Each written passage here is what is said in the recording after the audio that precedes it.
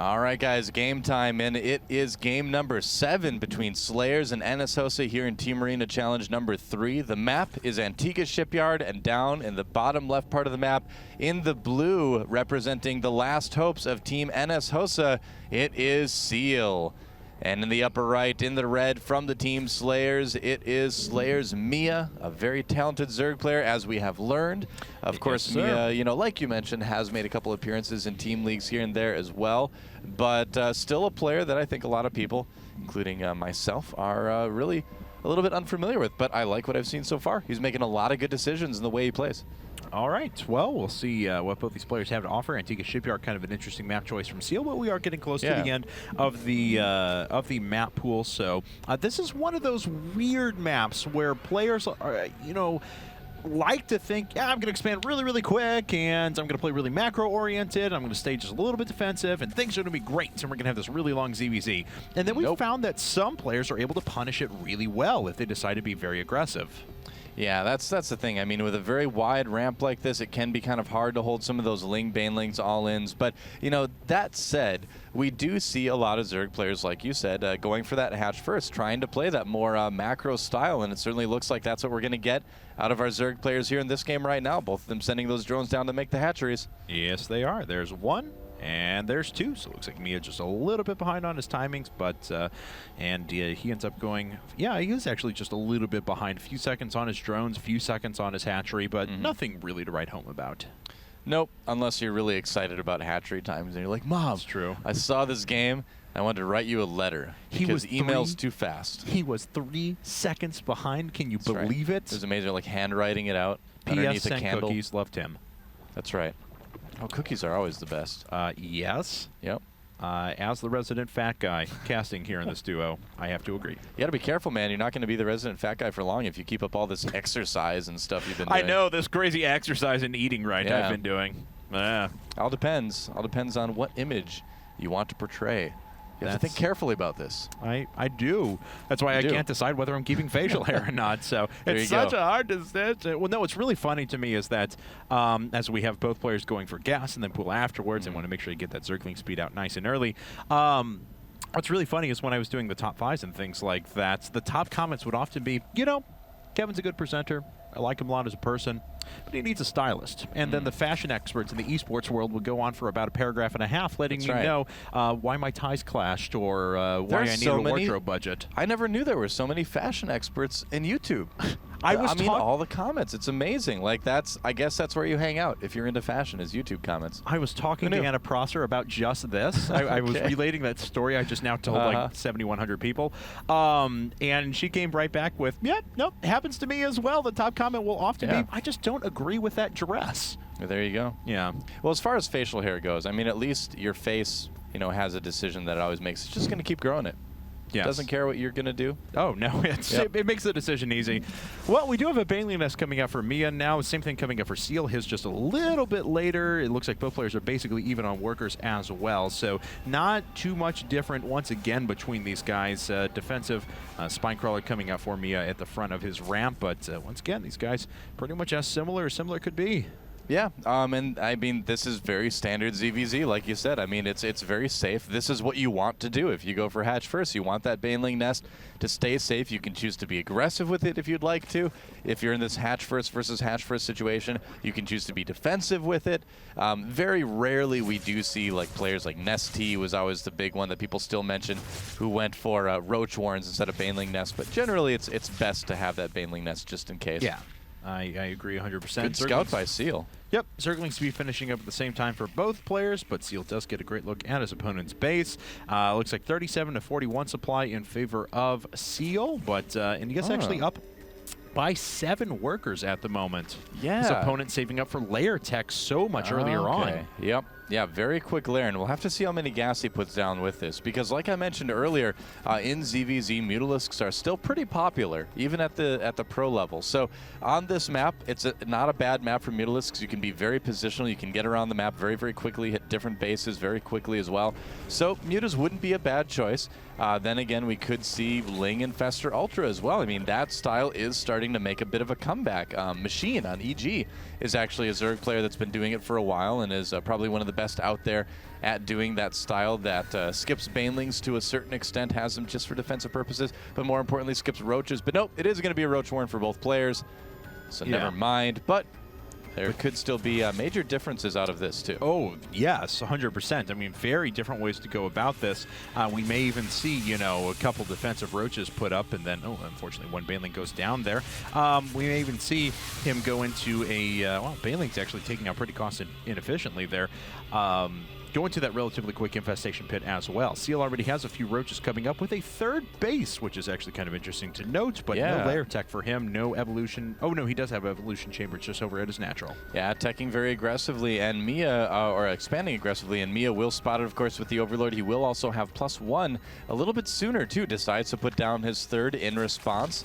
And we'll have to see. This is going to be interesting because now Miya is going to actually have roach speed much, much quicker than his opponent. So in terms of reinforcing, it's going to be about as good as it could be if he decides to be aggressive with these roaches.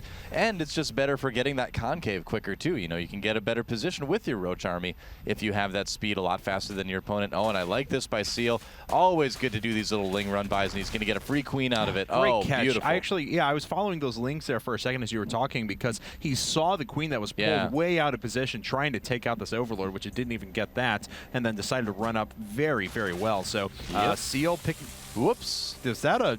That was a manual detonation. Well, bye-bye baneling. Yeah. Oh, well. You know what happens, though? And I'm not sure. the baneling heaven?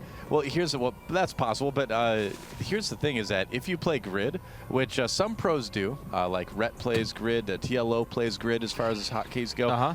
If you play grid, then morph baneling and on the Zerglings and explode baneling on the banelings are the same key. So if you accidentally select the wrong ones, like if he was just trying to pull back for a moment, oh, whoa, that's a lot of dead Zerglings. But if he was just trying to pull back for a moment and make a few more banelings and had accidentally selected his banelings, he could have done that. That's a long-winded explanation for why those banelings may have exploded in a very unimportant part of the game. There you go. Yes, it's still always funny to watch, though, because I always hear like sad trombone playing or something like that whenever the banelings explode for no apparent reason. That Overlord, which was not killed, ended up becoming an Overseer. It's going to get a pretty good scout of his opponent's base. So we can see 108 over 87 supply for in advantage of Miya at the moment. But, of course, Infestation Pit is being saved up for Seal, and he does, well, he's actually down by 14 roaches at the moment, exactly the time that his opponent is moving across the map. Yep, that's right. And he does have +1. His opponent does as well. Miya kind of scouting things out, seeing if he wants to decide to move in with this. Seal trying to get in a good position here. He knows he's going to have to defend against a large amount of roaches, and here we go. Oh, man. So Miya making his way through right now, and he actually has a pretty good number of units there, but Seal is able to reinforce just in time, and the Spine Crawl actually stayed up for a lot longer than I had anticipated, knocking down a couple of those units. Miya just going to go ahead and run in and try and do some economic damage now, but, you know, I mean, I think he would have been able to win part of the engagement out there, but now that he's split up and allowing reinforcements to make their way in, it's going to be a lot more difficult. But reinforcements coming in for Miya as well. He still does have, well, not a supply lead anymore, actually. And yeah, this is why it's just so difficult to attack roach versus roach across the map. Your opponent can reinforce so quickly, and Miya, you know, he caused Seal to lose a little bit of mining time at his third, but other than that, didn't really do a whole lot of damage. Yeah, only 2 workers killed this entire game for him. I can't help but think that that attack was bungled a little bit as well. Oh, yeah, I mean, it seems like he really had the opportunity to get in there and do some damage and just avoided it. I mean, he was attacking on creep, not utilizing his, I mean, he had roach speed, so he could have gotten the better concave, but ducked into the middle of forces and allowed Seal to form the very natural concave around him. Just, I don't know, felt very uncomfortable for me. Yeah, it felt like he was kind of indecisive, too. He was like, oh, he's got as many roaches as I do. It's like, do I run into the third and try to sacrifice my roaches to kill his hatchery? What do I do? And Miya just kind of ending up not doing a whole lot of anything, really, with that attack, unfortunately. Still does have a very, very slight supply lead. He will have +2 missile attacks sooner than his opponent as well. So things really not doing all that badly for Miya. Now, did he get an infestation pit himself, or is he just surviving on only roaches right now? Let's see here. There's one at the moment, Yeah, so it's coming up, but of course his opponent is finished, and Pathogen Glands is far enough along that he can start some infestors if he wants. He can actually make 3 of them right now. Yeah. That's right, but Miya's going to push in and do a little bit of an attack first instead. Okay, good decision to pull back. Yeah, there's no reason to attack there. 2-2's not anywhere near done. You know your opponent has about as many roaches as you do, probably, so I think Miya's just a little bit over-eager to try to end this series here.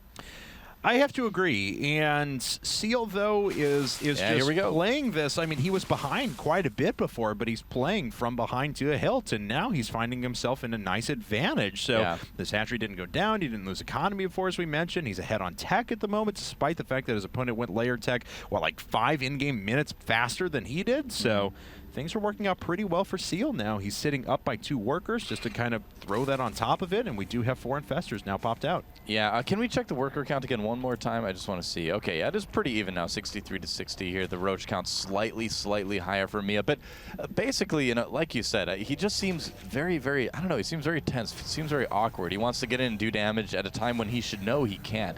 And just attacking like right before +2 finishes and stuff, that's just never anything you want to do as a pro gamer unless you're absolutely sure that you have an opportunity to do a lot of damage. Well, now the infestor count has grown pretty significantly. 6 out on the map. 3 more just about to finish up. And Ventral Sacs is being researched for SEAL. Interesting. So may see some drop play here in a bit. Yeah, we certainly could. Miya deciding to get some infestors as well. Burrow on the way at the same time. And he should have some infestors out if he wants to defend. This is a bit risky, though, to move some roaches across like that. I like that push that you're highlighting right there, but when he was moving his big group of roaches across the top left part of the map, that was a little bit too much for me. But here we go. Not a lot of defense at home here. No, SEAL going to have to really work these infestors, but it doesn't look like he's going to worry about it. Yeah, the hatchery's down to 100 hit points and falling, and it goes down. So Miya going to lose quite a few forces here, but he takes out a base to get that done. Now, is SEAL going to counterattack, or is he going to sit back at home? I think he's going to sit back and remake it. We'll see. Yeah, there's a hatchery going down now. He may decide to attack, but that's more like what Miya needs to do. If you're going to stay on roaches for that long, you need to be, you know, just very crafty about it. You need to have those little groups of roaches out around the map to do little counterattacks like that, little backstabs to try to do damage to your opponent. So, you know, Miya's still a little bit down on supply, but it's going to help him catch up, certainly, by killing that hatchery. But the game is far from over. It's still anyone's game at this point. And all the Overlords are moving out. I assumed he was going to pick some forces up here in a bit, but no pneumatized carapace is done, so they are still moving nice and slow. Let's take a look at things, though. Infestor count is 9 to 11, but one more just finishing up for both players at the moment. Actually, it's going to be dead even whenever those two end. Miya actually going over to a Hydralisk den at the moment, though. Thinking that he can just add on some DPS and possibly win the game here. He's probably going to send out a few little contingents of roaches to attack here, or maybe just attack right now to thin out the numbers so he can add on more Hydralisks. Gas-wise, it's a little bit low, too, so he's going to need to save up to add on those Hydras. This attack is actually crucial for Miya. If this goes badly, he's never going to be able to really build that Hydra Roach Infestor composition that he wants to.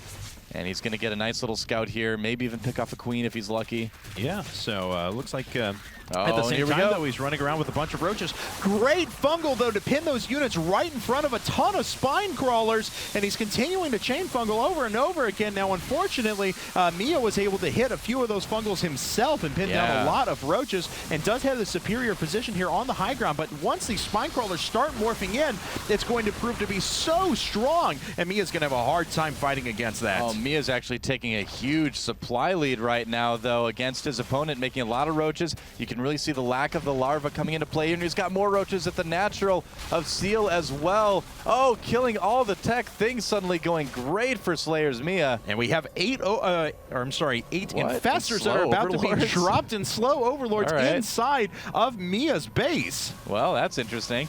We'll see what he can do with those. I mean, he could certainly cause some mayhem, but right now, Miya looking like he's in a great spot. Although with a lot of infested Terrans coming up, he could lose a lot of buildings, and there they are. All the infested Terrans. Oh, he's using all of the energy just right away. He's got 2 more for a couple of fungal growths, but layer tech and hatchery is going to go down. Yeah, everything is going to fall. What a crazy game. Yeah, but has he traded everything for that? You know, could he use those fungals at home? Wow, infested Terran versus infested Terran. It's a TVT and a ZVZ at the same time, but Miya just has such a huge supply advantage. I can't imagine SEAL coming back from this at this point, honestly. Well, tech is reset, if nothing else, so a lot more is going to go down here, but it looks like SEAL just relying on these infestors off to the right, which actually don't have any energy, but you're right, he is losing a ton of supply. He's down by 60 supply at the moment. I mean, SEAL had some interesting thoughts about this, but that is it. GG. SlayerS Miya coming in, winning the last 2 games, winning the match for SlayerS, and SlayerS will go on to face Team Liquid.